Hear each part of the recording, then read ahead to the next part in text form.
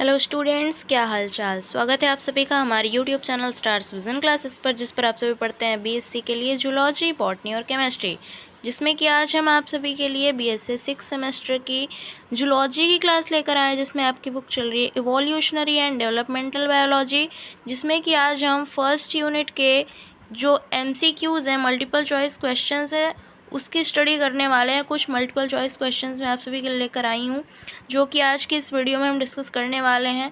तो आइए वीडियो को स्टार्ट करते हैं। वीडियो को स्टार्ट करने से पहले आप सभी से मेरी रिक्वेस्ट है कि चैनल पर नए तो सब्सक्राइब कर लीजिए, वीडियो को लाइक करना नहीं भूलना और अपने फ्रेंड्स के साथ भी ज़रूर शेयर कीजिए। तो आइए वीडियो को स्टार्ट करते हैं। फर्स्ट क्वेश्चन क्या है, which theory of the origin of life was refused by Louis Pasteur's experiment, यानी कि लुइस पाश्चर के प्रयोग द्वारा जीवन की उत्पत्ति के किस सिद्धांत का खंडन किया गया। तो इसमें 4 ऑप्शन दिए हुए हैं, theory of special creation, theory of spontaneous generation, theory of steady state, theory of cosmozoic origin. तो इसमें सही ऑप्शन जो है वो सेकंड वाला है, थ्योरी ऑफ स्पॉन्टेनियस जनरेशन, यानी कि लुइस पाश्चर ने जो प्रयोग किया उससे उन्होंने जो स्वतः जनन का सिद्धांत था उसका खंडन किया, यानी कि इनके इस प्रयोग से जो स्वतः जनन का सिद्धांत था वो गलत साबित हो गया। सेकंड क्वेश्चन क्या है, What theory proposes that life may have originated from extraterrestrial sources such as comets और meteorites, यानी कि कौन सा सिद्धांत ये प्रस्तावित करता है कि जीवन की उत्पत्ति धूमकेतु या उल्कापिंड जैसे अंतरिक्षवासी स्रोतों से हुई होगी। थ्योरी ऑफ कॉस्मोजोन ओरिजिन, जो कॉस्मोजोन उत्पत्ति का सिद्धांत था वो यह प्रस्तावित करता है, ये सिद्धांत ये प्रस्तावित करता है कि जो जीवन की उत्पत्ति है वो धूमकेतु या उल्कापिंड जैसे अंतरिक्षवासी स्रोतों से हुई है। थर्ड क्वेश्चन क्या है, according to the Oparin Haldane theory which of the following substances were likely present in the earth's initial atmosphere, यानी कि ओपेरिन हेल्डन सिद्धांत के अनुसार निम्नलिखित में से कौन सा पदार्थ संभवतः पृथ्वी के प्रारंभिक वायुमंडल में मौजूद था। तो कौन कौन सा होगा, इसमें सेकंड ऑप्शन आपका सही है, methane, ammonia and water vapour, यानी कि जो हमारी इनिशियल अर्थ का एटमॉस्फेयर था उसमें methane, ammonia and water vapour present था ओपेरिन हेल्डन थ्योरी के according. Which of the following organic compounds was not synthesised in Stanley Miller's experiment. Fourth question है कि स्टैनले मिलर के प्रयोग में निम्नलिखित में से कौन सा कार्बनिक यौगिक संश्लेषित नहीं किया गया था।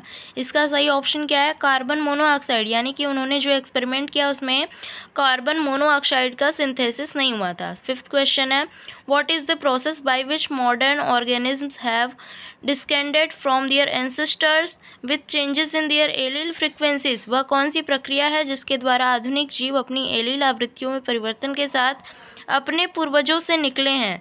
तो इसमें 4 ऑप्शन दिए हुए, natural selection, genetic engineering, evolution and speciation.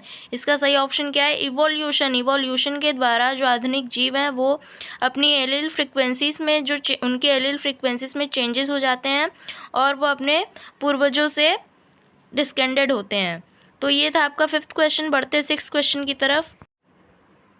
Which scientist is associated with the theory of Lamarckism, यानी कि लैमार्कवाद के सिद्धांत का संबंध किस वैज्ञानिक से है। Jean Baptiste Lamarck. इसका सही ऑप्शन क्या है, Jean Baptiste Lamarck. 7th question है, according to Lamarck's theory what is the driving force behind an organism evolution, यानी कि लैमार्क के सिद्धांत के अनुसार किसी जीव के विकास के पीछे प्रेरक शक्ति क्या है। तो first mutation, second environment, third है इंस्टिंक्ट और फोर्थ ऑप्शन क्या है, एडेप्टेशन। तो इसका सही ऑप्शन क्या हो जाएगा, एनवायरनमेंट। एनवायरनमेंट जो है वो प्रेरक शक्ति है किसी भी जीव के विकास के पीछे। 8th क्वेश्चन क्या है, what does Lamarck propose as the driving force behind the evolution of the elephant's trunk length, यानी कि लैमार्क ने हाथी की सूंड की लंबाई के विकास के पीछे प्रेरक शक्ति के रूप में क्या प्रस्ताव दिया।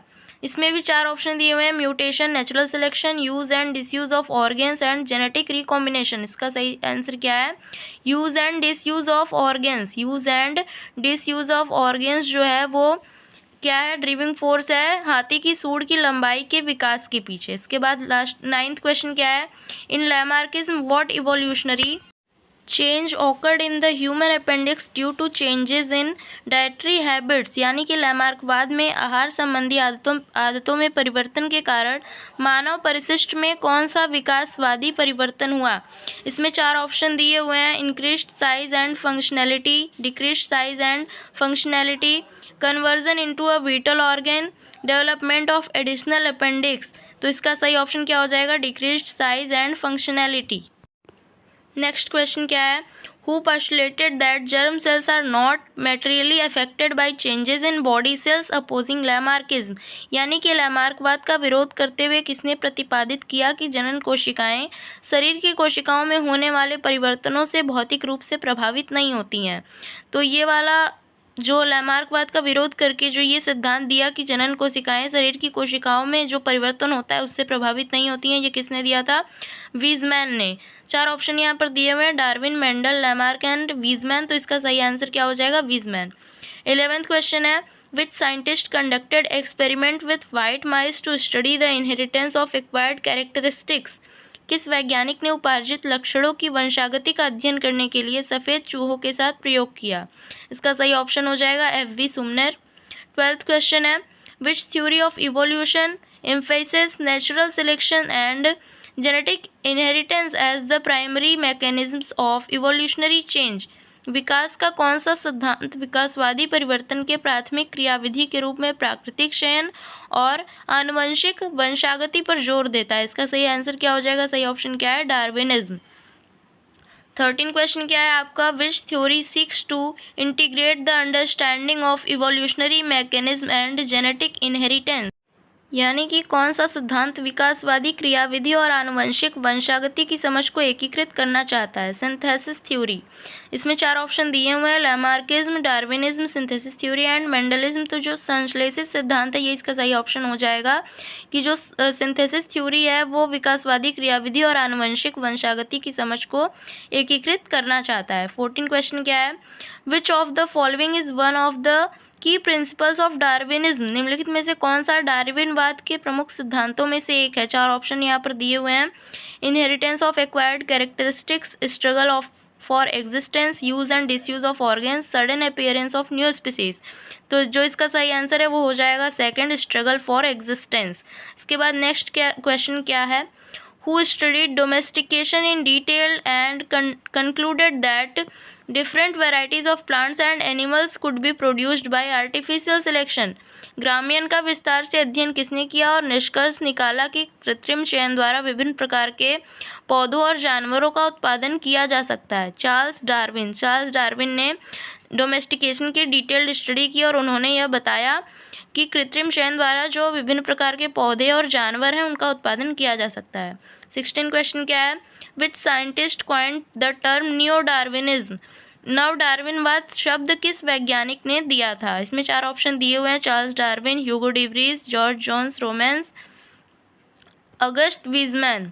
तो इसका सही ऑप्शन क्या हो जाएगा, 3rd ऑप्शन जो है वो सही हो जाएगा, George John romance.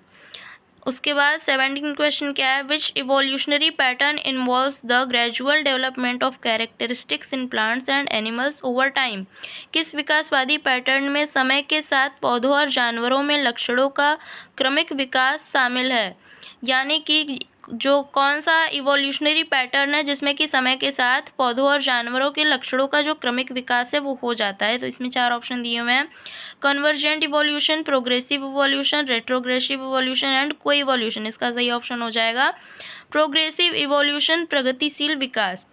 18th question क्या है, which factor is not considered a cause of divergent evolution, किस कारक को अपसारी विकास का कारण नहीं माना जाता है। Presence of predators, habitat change, genetic drift, environmental factors. अपसारी विकास का कारण नहीं माना जाता है किस कारक को, तो इसका सही ऑप्शन हो जाएगा जेनेटिक ड्रिफ्ट को अपसारी विकास का कारण नहीं माना जाता है। इसके बाद जो लास्ट क्वेश्चन है, who first observe the phenomenon of adaptive radiation, अनुकूली विकिरण की घटना को सबसे पहले किसने देखा था। तो इसमें 4 ऑप्शन दिए हुए हैं, T Dobzhansky, R.A. Fisher, Charles Darwin and Gregor Mendel. तो जो इसका सही आंसर है वो क्या हो जाएगा, ऑप्शन सी सही हो जाएगा, चार्ल्स डार्विन। तो आई होप स्टूडेंट्स आप सभी को हमारी आज की वीडियो अच्छी लगी होगी। मिलते हैं नेक्स्ट वीडियो में, जिसमें कि हम सेकेंड यूनिट के MCQs लेकर आप सभी के लिए आएंगे। वीडियो को शेयर करना नहीं भूलना है और लाइक ज़रूर करना है। आप सभी से मेरी इतनी रिक्वेस्ट है। और अगर आप सभी चैनल पर नए हैं तो सब्सक्राइब कर लीजिए। इसकी PDF आप सभी को चाहिए तो आप सभी कमेंट करके बता सकते हैं और हमारे टेलीग्राम चैनल को ज्वाइन कर सकते हैं, जहाँ पर कि आप सभी को MCQs की PDF भी प्रोवाइड करा दी जाएगी। थैंक्स।